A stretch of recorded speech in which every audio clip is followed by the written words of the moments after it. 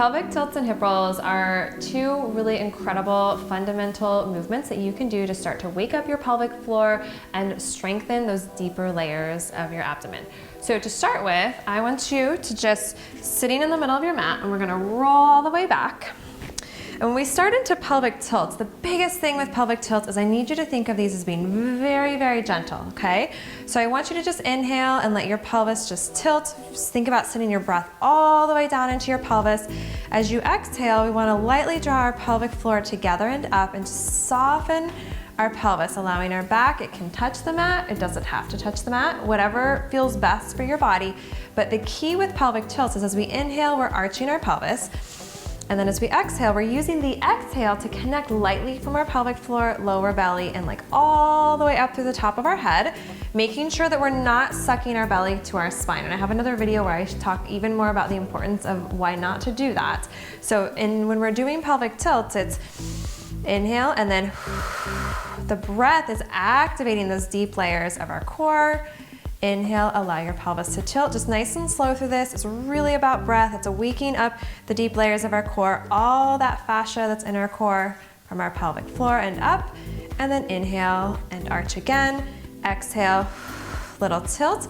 Then on these next ones, we're gonna continue to roll all the way into a hip roll. So pelvic tilt is the first half of the movement of a hip roll. And then as we go to like lift our hips off, that's when we activate our glutes and hamstrings, slowly start to peel up one vertebrae at a time, watching that you only go as high as you can without going into your low back.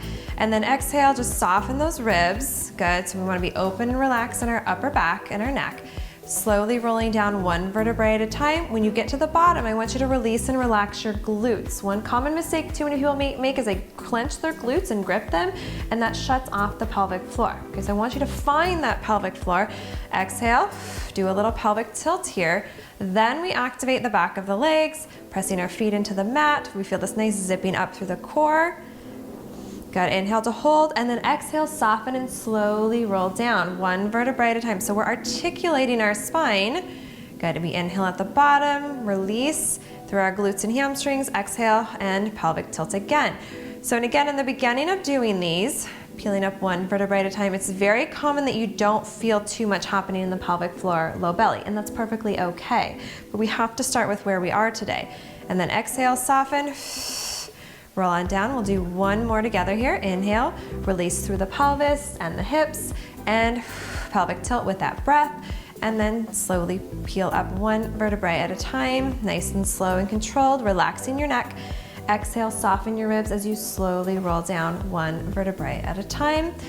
And lengthen through that core, but keep a light connection. So then from here, for many of you, I'm gonna have you roll to your side to then come on up. So that's a great two exercises to start practicing. And again, it's like I mentioned before, it's really common in the beginning of doing this that you don't feel a lot of those deeper layers work, because what happens, so many of us tend to grip in our obliques and our glutes that we've got to learn how to kind of release and relax through that and kind of trust this process of this transition of learning how to then wake up the deeper layers of our core.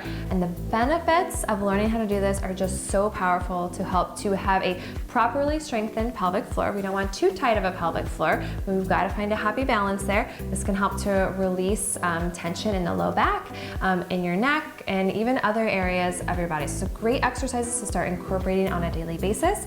And if you'd like to learn more about how to safely and effectively and properly strengthen your pelvic floor, check out my opt-in for that. It's absolutely free, and I take you through exactly how to start strengthening your pelvic floor the correct way.